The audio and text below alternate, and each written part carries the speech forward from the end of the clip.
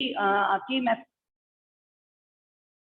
ठीक है, चलिए हम अपनी मनुष्यता कविता का ही अध्ययन करते हैं, जिसके विषय में जिसके 2 पद्यांशों के बारे में हमने हमारी विगत क्लास में यानी जो पूर्व कक्षा आयोजित की गई थी उसमें उसकी जानकारी ले ली थी। तो चलिए बढ़ते हैं उसी कविता के पद्यांश संख्या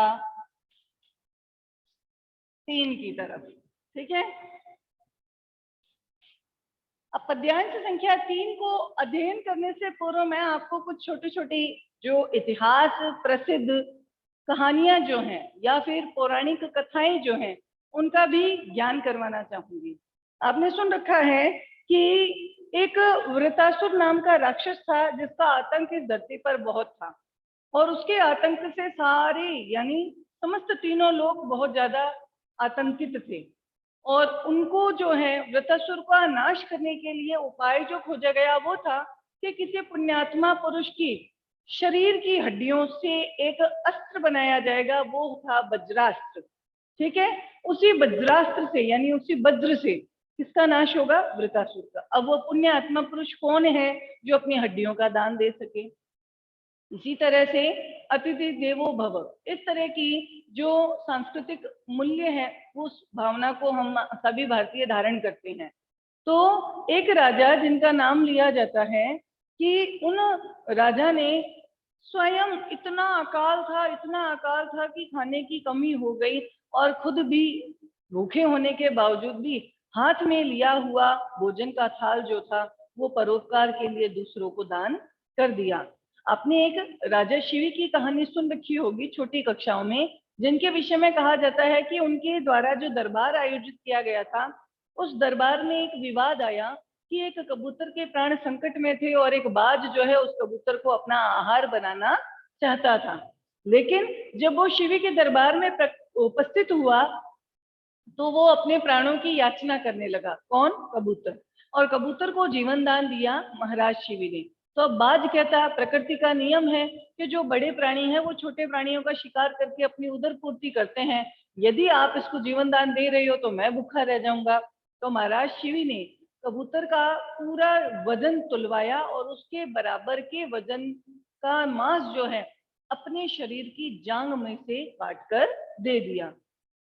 वीर कर्ण के विषय में आप सभी जानते हैं, जो महाभारत का एक प्रमुख पात्र था, और वीर कर्ण जो है सूर्य पुत्र था और सूर्य के द्वारा उनको ये बहुत वरदान प्राप्त था कि जन्मजात उनके कुंडल और कवच था। लेकिन पता चला कि महाभारत के युद्ध में इस कर्ण को पराजित करना बहुत मुश्किल है, इसीलिए वहां पर फिर से छद्म वेश धारण करते हुए इंद्र उपस्थित हुआ और वह उनके दरवाजे पे जाकर के भिक्षा मांगने लगा। अब जब मांगा तो उन्होंने, कर्ण ने कहा, कहिए आपको क्या चाहिए? क्या आपके कुंडल और कवच चाहिए? और कर्ण ने सहर्ष अपने कवच को उतार करके और इंद्र को दे दिया। जब उस कवच को उतारा गया तो उनके शरीर की चमड़ी भी साथ में उतर गई। यानी ये सारी इतिहास सम्मत कथाएं जो हैं, ये सारी इतिहास सम्मत घटनाएं जो हैं, हमारे इतिहास की एक स्वर्णिम झांकी हमारे सामने उपस्थित करती है। और यही विशेषता है मनुष्यता कविता की, जिसे लिखा किसने? मैथिली शरण गुप्त ने। किसने लिखा? मैथिली शरण गुप्त ने। तो चलिए इन्हीं कुछ कथाओं के विषय में और जानकारी हासिल करते हुए अपनी इस कविता को आगे बढ़ाते हैं। तीसरा पद्यांश है, देखिए, शुद्धार्थ रंति देव ने दिया करस्त थाल भी, दिया करस्त थाल भी, है ना? तथा दधीची ने दिया, तथा दधीची ने दिया परार्थ अस्थि जाल भी, परार्थ अस्थि जाल भी, अस्थि जाल भी। उशिनर क्षितीश ने, उशिनर क्षितीश ने स्वमास दान भी दिया, स्वमास दान भी किया। सहर्ष वीर कर्ण ने, सहर्ष वीर कर्ण ने शरीर चर्म भी दिया, शरीर चर्म भी दिया, है ना? आगे कहते हैं, अनित्य देह के लिए अनादि जीव क्या डरे, अनित्य देह के लिए अनादि जीव क्या डरे, अनादि जीव क्या डरे, वही मनुष्य है कि जो मनुष्य के लिए मरे, वही मनुष्य है कि जो मनुष्य के लिए मरे। ठीक है। अब काव्य से संबंधित आपको पता है दो पक्ष होते हैं, एक होता है काव्य का कला पक्ष। क्या होता है? एक होता है काव्य का कला पक्ष और दूसरा होता है काव्य का भाव पक्ष। ध्यान से सुनना। भाव पक्ष होता है जिसमें भावार्थ या आशय प्रकट होता है, आशय या फिर भावार्थ प्रकट होता है। जबकि कला पक्ष कौन सा होता है? कला पक्ष वो होता है जिसके अंदर इस कविता की भाषा, इस कविता की शैली, इस कविता का छंद, इस कविता में अलंकार, इस कविता में कोई भी समास, इस कविता में कोई भी संधि, इस कविता में किसी तरह की विशेष शिक्षा आदि से संबंधित बातों को अभिव्यक्त किया जाता है। तो ध्यान से सुनिएगा, इसमें कौन कौन सी चीजें विशेषताओं के रूप में लिखी जाती है। सबसे पहली बात, इसकी भाषा है शुद्ध खड़ी बोली हिंदी। कौन सी भाषा है? शुद्ध खड़ी बोली हिंदी। शैली है गद्यात्मक स्वरूप में, गद्यात्मक स्वरूप में सहज और सुबोध शैली, सहज और सुबोध शैली। शैली यानी प्रकट करने का तरीका, कविता को प्रकट करने का तरीका। जब भी हम इस कविता को पढ़ रहे हैं आसानी से इसका अर्थ हमें समझ आ रहा है, यानी बहुत सहज है और सुबोध, आसानी से समझ आने वाली है। किस स्वरूप में? गद्यात्मक स्वरूप में। छंद कौन से हैं इसमें? छंद के नियमों का पालन नहीं किया, इसलिए यहाँ पे हमने लिखा मुक्तक छंद। ठीक है। इसके अंदर खास बात क्या है? देखिए, शुद्धार्थ, शुद्धा प्लस अर्थ। शुद्धा का अर्थ है भूख से, भूख के कारण, है ना। शुद्धा यानी भूख, अर्थ यानी के कारण। ठीक है। इसी तरह से देखिए परार्थ, पर यानी दूसरों के, अर्थ यानी के कारण या दूसरों के लिए। ठीक है। इसी तरह से क्षितिज, क्षिति का अर्थ होता है धरती, क्षिति का अर्थ होता है धरती का। ईश यानी राजा, धरती का राजा जिसका नाम था उशिनर। सहर्ष, खुशी के साथ। चर्म, चमड़ा, यानी ये शब्द ऐसे हैं जो संस्कृत निष्ठ हैं। जैसा कि आपने कवि के परिचय के बारे में पढ़ा था, उसमें दिया गया था कि उन्होंने शुद्ध खड़ी बोली हिंदी में ही काव्य रचना की है, लेकिन साथ में उन्होंने संस्कृत के शब्दों का भी प्रयोग किया है। यानी यहाँ पर संस्कृत के शब्दों की बहुलता है, संस्कृत बहुल शब्द हैं, यानी संस्कृत भाषा के शब्दों का ज्यादा से ज्यादा प्रयोग किया गया है। बात आती है अलंकार की, तो अलंकार में एक आता है अनुप्रास अलंकार, एक आता है उपमा अलंकार, एक आता है रूपक अलंकार, एक आता है मानवीकरण अलंकार। इन सारे अलंकारों का प्रयोग किया गया है और साथ में दृष्टांत, उदाहरण के साथ अपनी बात रखना, ये सारे जो है यहाँ पे उदाहरण है। इन उदाहरणों के द्वारा कवि ने अपनी बात रखी है। ठीक है। इसके अलावा समास और संधि, देखिए शुद्धा जमा अर्थ, आ की मात्रा बन गई, ये आ का मेल, ये अ का मेल, आ तथा अ आपस में मिला तो क्या बना? दीर्घ स्वर ही आया, दीर्घ स्वर संधि। संधि का भी प्रयोग हुआ है, समास का भी प्रयोग हुआ है, और ये सारी बातें विशेष के महत्वपूर्ण बिंदुओं के रूप में इस कविता के आगे अंकित की जानी चाहिए, और आप सभी को इसका ज्ञान भी होना जरूरी है। तो चलिए आगे पढ़ते हैं इसके अनुवाद का। शुद्धार्थ, भूख के कारण रंतिदेव, रंतिदेव नामक राजा ने दिया यानी दे दिया, करस्थ, कर स्थ, कर यानी हाथ में, स्थ यानी लिया हुआ, हाथ में स्थित या हाथ में लिया हुआ, थाल भोजन की थाली, और भी भाई रंतिदेव नामक राजा ने भूख से व्याकुल होने के बावजूद भी हाथ में ली हुई थाली दूसरे को दे दी, दूसरे को दान कर दी। ठीक है। तथा यानी और, दधीची, दधीची नामक ऋषि ने दिया, दे दिया, क्या? परार्थ, दूसरों के लिए, दूसरों की भलाई के लिए। अस्थि, हड्डियों का, जाल, ढांचा भी, अस्थि जाल, हड्डियों का ढांचा। भाई दधीची ने सारे लोगों के कल्याण के लिए अपने शरीर की हड्डियों का ढांचा दान कर दिया। क्यों? जैसा कि मैंने आपको बताया कि वृत्तासुर का नाश करने के लिए और वज्र नामक हथियार बनाने के लिए। क्षितिज, पूरी धरती का राजा, जिसका नाम क्या था? उशिनर। जैसे मैंने आपको शिवी का उदाहरण बताया, ये शिवी यानी उशिनर ही है। धरती का राजा उशिनर, उन्होंने स्वमांस दान भी किया, अपने शरीर का मांस दान दे दिया। किसके लिए? कबूतर के प्राणों की रक्षा के लिए और बाज का पेट भरने के लिए।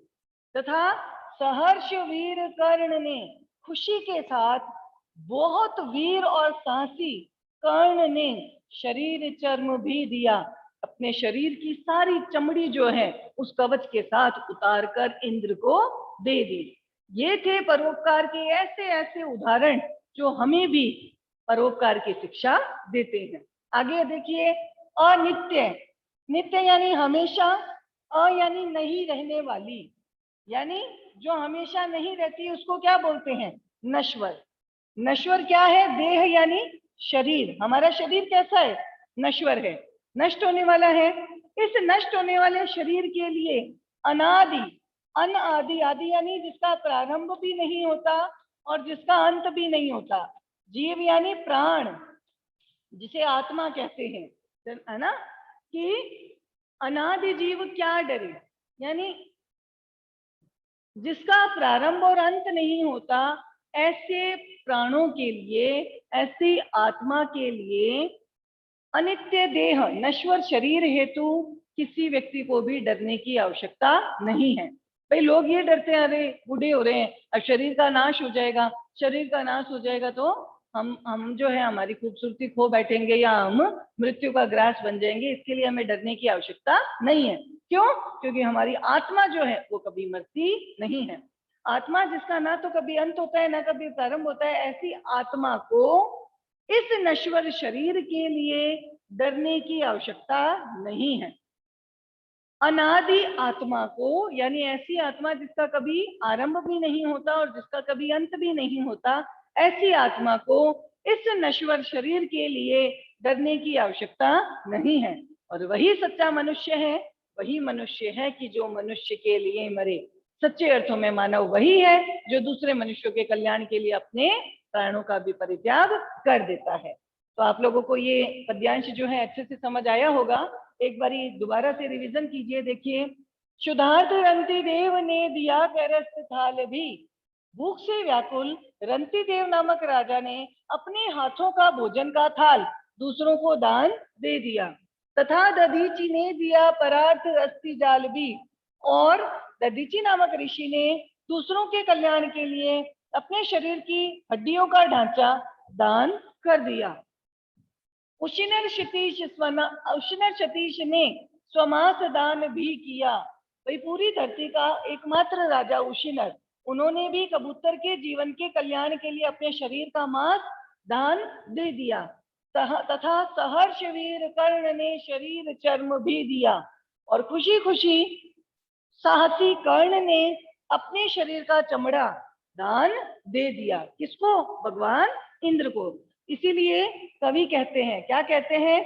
अनादि जीव यानी प्राण, जीव यानी प्राण या आत्मा, यानी आत्मा कभी जो ना तो शुरू होती है ना कभी मरती है, ऐसी आत्मा को अनित्य देह, नश्वर शरीर के लिए मरने की आवश्यकता नहीं है। मरने की इसी यहाँ ये जो अनित्य जीव है, यानी ऐसे आत्मा जो कभी नष्ट भी नहीं होती, जिसका आरंभ भी नहीं होता, उस आत्मा को इस नश्वर शरीर के लिए डरने की आवश्यकता नहीं है, क्योंकि शरीर तो एक ना एक दिन मिटना ही है। इसलिए आत्मा को डरने की आवश्यकता नहीं है, क्योंकि आत्मा कभी नहीं मरती, और वही मनुष्य है कि जो मनुष्य के लिए मरे। और सच्चे अर्थों में मानव वही है जो दूसरे मनुष्यों के कल्याण के लिए अपने जीवन का परित्याग कर देते हैं। तो उम्मीद है आपको ये तीसरे पद्यांश का अनुवाद अच्छे से समझ आया होगा। अब अपन बढ़ते हैं आगे चौथे पद्यांश की ओर। और चौथा पद्यांश क्या कहता है? देखिए, सहानुभूति चाहिए, सहानुभूति चाहिए, महाविभूति है यही, महाविभूति है यही, है ना। सहानुभूति चाहिए, महाविभूति है यही, वशीकृता सदैव, वशीकृता सदैव है बनी हुई, वशीकृता सदैव है बनी हुई, वशीकृता सदैव है बनी हुई स्वयं मही, स्वयं मही, है ना। विरुद्धवाद बुद्ध का, विरुद्धवाद, विरुद्धवाद बुद्ध का, विरुद्धवाद बुद्ध का दया प्रवाह में बहा, दया प्रवाह में बहा, विनीत लोक वर्ग, विनीत लोक वर्ग क्या न सामने झुका रहा, विनीत लोक वर्ग क्या न सामने झुका रहा, सामने, सामने झुका रहा। आहा वही उदार है, आहा वही उदार है, परोपकार जो करे, परोपकार जो करे, वही मनुष्य है कि जो मनुष्य के लिए मरे, वही मनुष्य है कि जो मनुष्य के लिए मरे। चौथे पद्यांश को देखिए। सबसे पहला पद्यांश मौत से नहीं घबराने की शिक्षा देता है। दूसरा पद्यांश दयालु बनने की सीख देता है। तीसरा पद्यांश परोपकार की शिक्षा देता है अलग अलग पौराणिक और ऐतिहासिक उदाहरणों के द्वारा। और चौथा पद्यांश हमें शिक्षा देता है अहिंसा की। किस चीज की? अहिंसा की। यानी कभी भी मारपीट, लड़ाई झगड़ा, इन कामों का प्रयोग ना करें। क्या कहते हैं देखिए, सहानुभूति चाहिए, सहानुभूति, सह प्लस अनुभूति, सह यानी अपने समान, अनुभूति यानी अनुभव करना, है ना। यदि मनुष्य को दूसरे लोगों की सहानुभूति चाहिए, अर्थात सभी मेरे अपने हैं और सभी के प्रति, सभी आपके लिए भी ये अपनापन रखें, सभी मेरे अपने हैं तो सभी मेरे लिए भी क्या रखेंगे? अपनेपन की भावना रखेंगे। ये अपनापन ही क्या है? सह अनुभूति। यानी हम सभी जो है सुख दुख सभी चीजों के लिए हम समान अनुभव करते हैं। दूसरों का दुख भी मेरा दुख है और मेरा सुख दूसरों का सुख है। अगर ऐसा भाव आपको समस्त लोगों में भरना है तो क्या चाहिए? महाविभूति, महा यानी महान, विभूति यानी पूंजी, पूंजी का अर्थ होता है संपत्ति, है ना। है यही, यही भावना, यही सोच, ठीक है ना, कि संसार में सबसे महान संपत्ति या सबसे महान पूंजी क्या है? कि आप दूसरे लोगों के प्रति एक सा भाव धारण करें, सह अनुभूति का भाव धारण करें। यही इस संसार की सबसे महान पूंजी या संपत्ति मानी जाती है ना।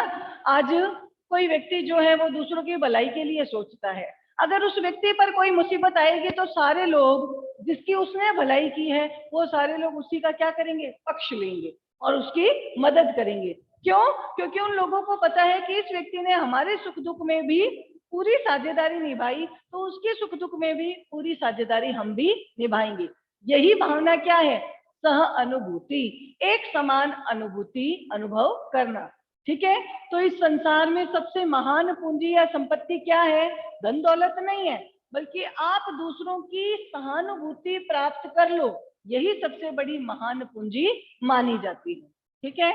वशीकृता, वशीकृता यानी नियंत्रण में या वश में की हुई, सदैव यानी हमेशा, बनी यानी बनी रहती, हुई यानी है, स्वयं यानी खुद, और मही यानी धरती। और जो व्यक्ति दूसरों की सहानुभूति धारण कर लेता है उस व्यक्ति के सामने खुद धरती भी हमेशा उसके नियंत्रण में, उसके वश में बनी रहती है। अर्थात सारी धरती पर रहने वाले लोग जो हैं उसके नियंत्रण में बने रहते हैं, उसके पक्ष को स्वीकार करते हैं, कोई भी उसके विरोध में खड़ा नहीं होता, ठीक है। दोबारा देखिए कि संसार की सबसे महान पूंजी मानी जाती है कि आप दूसरों की सहानुभूति प्राप्त कर लो। अगर आपने दूसरों की सहानुभूति प्राप्त कर ली तो स्वयं धरती भी आपके नियंत्रण में हमेशा बनी रहेगी। अर्थात सारी धरती के लोग आपके पक्ष को लेंगे और आपका कोई भी विरोध नहीं करेगा। ठीक है, ऐसे कौन से व्यक्ति थे जिनका लोगों ने नियंत्रण स्वीकार किया और उनका विरोध भी नहीं किया? तो आगे उन्होंने उदाहरण दिया, क्या कहते हैं देखिए, विरुद्धवाद, विरुद्ध यानी विरोध में, विरोध में चलाया हुआ, वाद यानी मत, मत यानी विचारधारा, है ना। किसके विरोध में चलाई गई विचारधारा? कि इस संसार की जो गलत नीतियां या परंपराएं हैं उसके विरोध में उन्होंने एक विचारधारा चलाई। किन्होंने? महात्मा बुद्ध ने। लेकिन किस मार्ग का अनुसरण करते हुए? दयालुता पूर्ण भरे हुए मार्ग में बहते हुए। दया प्रवाह, दया यानी दयालुता के, प्रवाह यानी वेग में, बहा यानी बहते हुए, यानी दयालुता के आचरण को अपनाते हुए महात्मा बुद्ध ने इस संसार की गलत नीतियों और परंपराओं के विरोध में विचारधारा चलाई थी। ठीक है, तो लोगों ने क्या किया? उनके साथ लड़ाई झगड़े किए, मारपीट की? नहीं, एक बार तो वो सहन करते रहे, फिर पता चला कि महात्मा बुद्ध जो भी कर रहे हैं हमारी भलाई के लिए कर रहे हैं। तो फिर क्या परिणाम हुआ देखिए, बताते हैं। विनीत, विनीत का अर्थ होता है विनम्र होकर। लोक वर्ग, लोगों का समूह, लोगों का वर्ग यानी समूह, क्या ना सामने झुका रहा? हम ही से प्रश्न करते हैं कवि कि क्या विनम्र होकर सारे लोगों का समूह महात्मा बुद्ध के आगे झुका नहीं रहा? अर्थात हाँ, झुका रहा था। कोई भी महात्मा बुद्ध के द्वारा अपनाए गए विरोध के विचारधारा का जो है समर्थन ही कर रहा था, कोई भी उसका समर्थन नहीं कर रहा था। यानी सारे लोगों का समूह उसके आगे नतमस्तक हो गया। दोबारा देखिए कि महात्मा बुद्ध ने जिस तरह से संसार की गलत नीतियों के विरोध में एक विचारधारा चलाई और उसके लिए उन्होंने दयालुता पूर्ण मार्ग का चयन किया, फिर भी सारे संसार के लोगों का समूह विनम्र होकर उनके सामने नतमस्तक हो गया, अर्थात उनके द्वारा दिए गए मार्ग को अपना लिया। वो मार्ग कौन सा था? दयालुता का मार्ग, अर्थात अहिंसा का मार्ग। आप किसी से अपनी बात मनवाना चाहते हैं तो आप थप्पड़ मारकर अपनी बात मनवा रहे हैं, उसका असर अधिक समय तक नहीं रहेगा। लेकिन आप अपने अच्छे कार्यों से उसको अपने वश में करते हैं तो उसका नियंत्रण जो है आजीवन रहेगा। महात्मा बुद्ध ने कुछ ऐसा ही किया था। किस मार्ग का चयन करते हुए? अहिंसक मार्ग का चयन करते हुए। क्या कहते हैं कवि देखिए कि इस संसार की सबसे महान पूंजी या संपत्ति यही है कि आप दूसरों की सहानुभूति प्राप्त कर लो। जब आपने दूसरों की सहानुभूति प्राप्त कर ली तो खुद धरती भी हमेशा आपके नियंत्रण में बनी रहती है। जिस तरह से महात्मा बुद्ध ने संसार की गलत नीतियों के विरोध में जो विचारधारा चलाई उसके लिए दयालुता के मार्ग को अर्थात अहिंसक मार्ग को अपनाया था और उनके इसी मार्ग के सामने सारे लोगों का समूह विनम्र होकर नतमस्तक हो गया था, अर्थात कोई भी महात्मा बुद्ध के अहिंसक मार्ग का विरोध नहीं कर रहा था।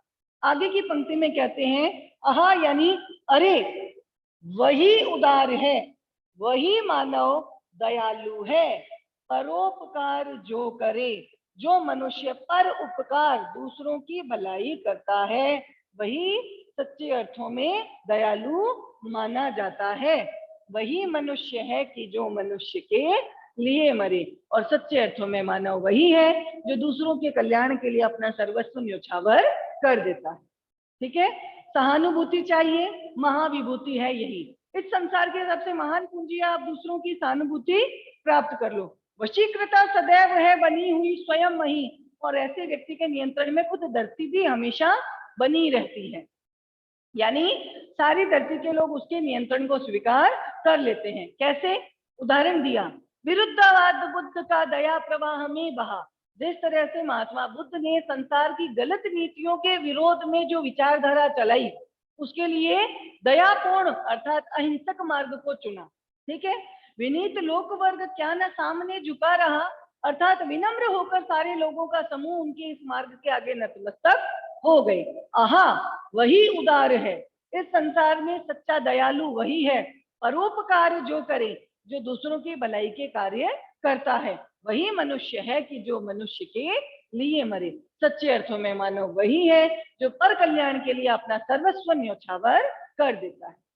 दो पद्यांश, ये तीसरा और चौथा पद्यांश आप लोगों को अच्छे से समझ आया है? कहीं कोई परेशानी है तो बताइए, वरना हम अपनी इसी कविता को और आगे बढ़ाते हैं। ठीक है, तो एक बार पहले आप लोगों की राय ले ली जाए।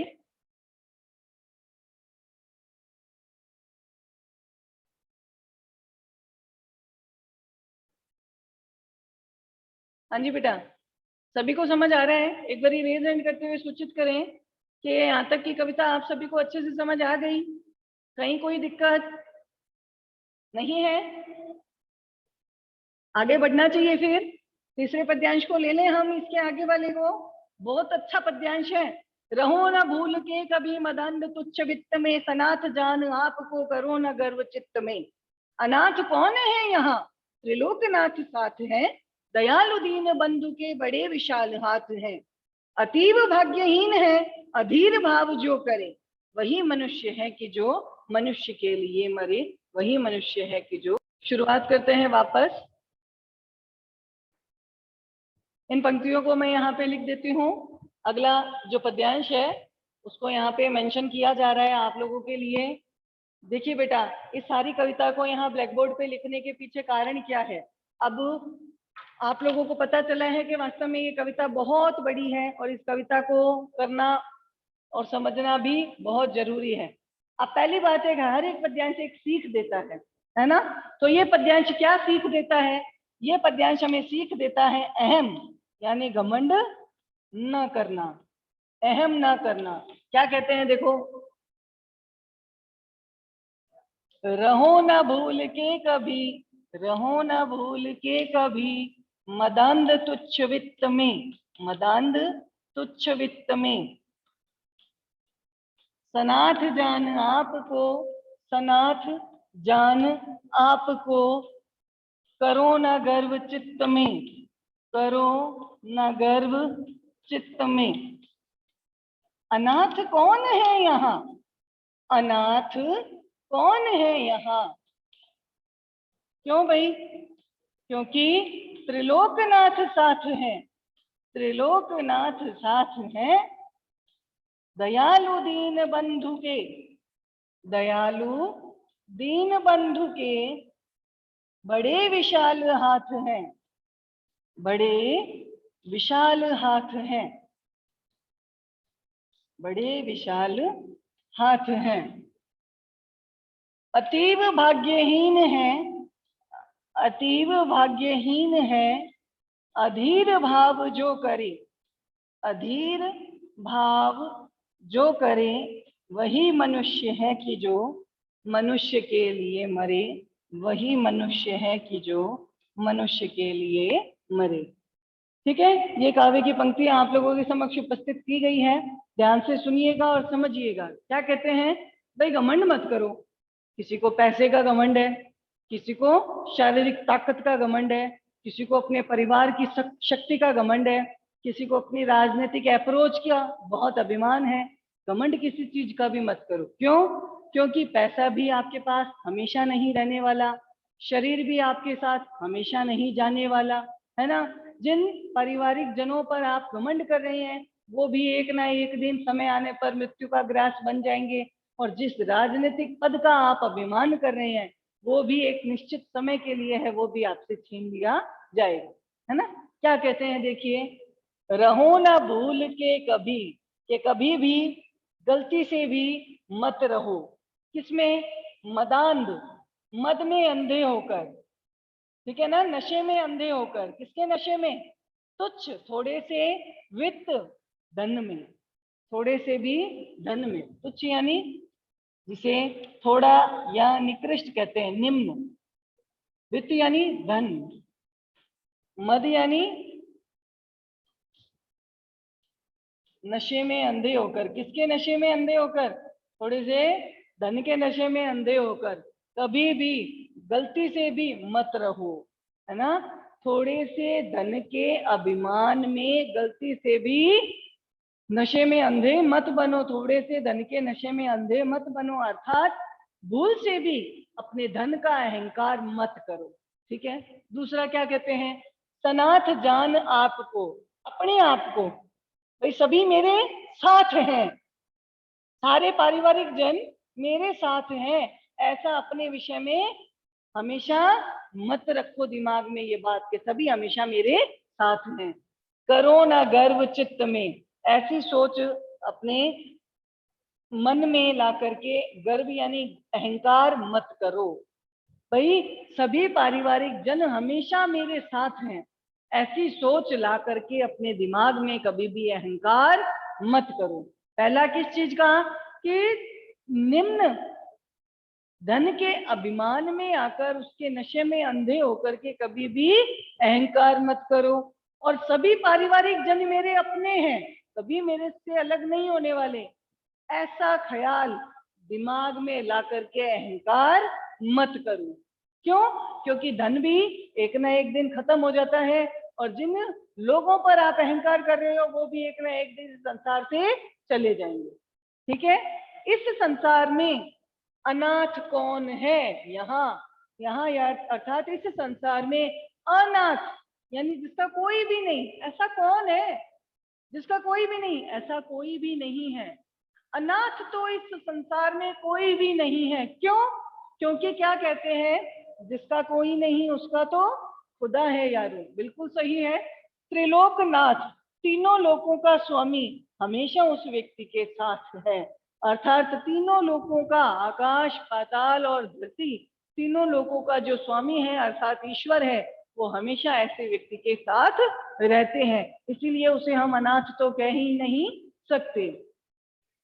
और ये जो त्रिलोकनाथ ईश्वर है वो बहुत दयालु है, दीन बंधु, गरीबों का भाई है, उसके बड़े विशाल हाथ हैं, और वो अपने महान और मजबूत हाथों को फैला फैला कर उनकी मदद करता है। यानी ईश्वर के जो परोपकारी हाथ हैं वो बहुत विशाल और बड़े हैं।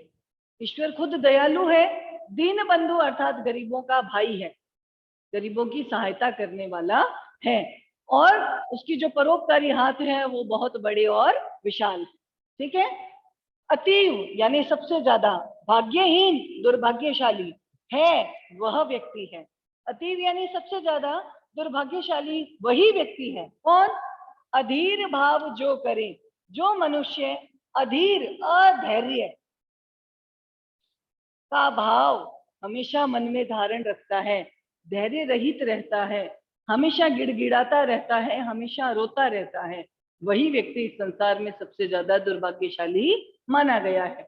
क्योंकि किसी के आगे गिड़गिड़ाने की, रोने की और धैर्यहीन होने की तो आवश्यकता ही नहीं है, क्योंकि हमेशा ये विश्वास ध्यान में रखना चाहिए कि हमारे साथ कौन है? ईश्वर है। और जिसका साथ ईश्वर देता है उसे तो हमेशा क्या है? धैर्य बना कर रखना चाहिए। तो दोबारा देखिए क्या कहते हैं कि हे मनुष्य, निम्न धन के नशे में अंधे होकर कभी भी गलती से भी अहंकार मत करो, और सभी मेरे पारिवारिक जन मेरे हमेशा साथ हैं, ऐसा विचार अपने मन में ला करके अहंकार मत करो। क्योंकि धन भी नष्ट हो जाता है, और जिन पारिवारिक जन पे आप अहंकार करते हो वो एक ना एक दिन मृत्यु का ग्रास बन जाते हैं। अनाथ इस संसार में कोई भी नहीं है, अर्थात ऐसा व्यक्ति कोई नहीं है जिसका कोई भी स्वामी न हो, क्योंकि ऐसे व्यक्ति के साथ हमेशा एक त्रिलोक यानी तीनों लोकों का स्वामी बना रहता है। अर्थात तीनों लोकों का स्वामी अर्थात ईश्वर जो है वो हमेशा ऐसे लोगों का साथ देता है। और ये जो ईश्वर है ये बहुत दयालु है, ये गरीबों का भाई है, और अब इसके बहुत बड़े और विशाल परोपकारी हाथ हैं, यानी बड़े और विशाल हाथों से ये लोगों की भलाई करता है। इस संसार में सबसे ज्यादा दुर्भाग्यशाली वही व्यक्ति है जो हमेशा धैर्यहीन भावना को धारण करता है, अर्थात हमेशा गिड़गिड़ाता, रोता और बिलबिलाता रहता है, जबकि उसे पता है कि हमेशा उसका साथ देने के लिए ईश्वर है, लेकिन वो इस बात का ध्यान नहीं रखता है। वही मनुष्य है कि जो मनुष्य के लिए मरे, और सच्चे अर्थों में मानव वो है जो दूसरों के कल्याण के लिए अपना सर्वस्व समर्पित कर देता है। तो देखिए, रहो ना भूल के कभी मदान्ध तुच्छ वित्त में, धन का घमंड मत करो, धन के अहंकार के नशे में चूर मत हो, सनाथ जान आपको करो ना गर्व चित्त में, सभी मेरे अपने हैं, हमेशा मेरे साथ रहेंगे, ऐसा विचार कभी भी हृदय में लाकर अहंकार मत करो। अनाथ कौन है यहाँ? इस संसार में अनाथ तो कोई भी नहीं है। क्यों? त्रिलोकीनाथ साथ है, क्योंकि हर व्यक्ति के साथ तीनों लोकों का स्वामी ईश्वर है। और दयालु दीन बंधु, और वो ईश्वर दयालु है, दीन बंधु गरीबों का भाई है, बड़े विशाल हाथ हैं, और वो जो परोपकारी कार्य करता है ईश्वर, उसके लिए उसके बड़े और बहुत विशाल हाथ हैं। अपने इन्हीं बड़े और विशाल हाथों से वो दूसरों की भलाई के कार्य करता है। इस संसार में क्या कहता है? अतीव भाग्यहीन है, सबसे ज्यादा दुर्भाग्यशाली व्यक्ति वही है अधीर भाव जो करे, जो हमेशा धैर्यहीन बना रहता है, रोता गिड़गिड़ाता रहता है, वही मनुष्य है कि जो मनुष्य के लिए मरे। इस संसार में सच्चे अर्थों में मानव वही है जो दूसरे मनुष्यों के कल्याण के लिए अपना सर्वस्व समर्पित कर देता है। तो उम्मीद है बेटा ये तीनों पद्यांश, पद्यांश संख्या 3, 4, 5 आप लोगों को अच्छे से समझ आई होगी। तीसरे में उन्होंने पौराणिक और ऐतिहासिक उदाहरणों के माध्यम से परोपकार की शिक्षा दी है। चौथे में महात्मा बुद्ध का उदाहरण देकर के अहिंसक मार्ग को अपनाने की सीख दी है। और पांचवें में उन्होंने चाहे धन हो चाहे शरीर हो, किसी को भी लेकर के अहंकार न करने की सीख दी है, क्योंकि ये चीजें स्थायी नहीं रहती, ये सभी नश्वर है। आगे की कविता में जो पद्यांश दिए गए हैं उनका अध्ययन हम अगली कक्षा में करेंगे। आज तक के लिए आपकी सहभागिता बनी रही, इसके लिए हार्दिक धन्यवाद। थैंक यू बेटा जी।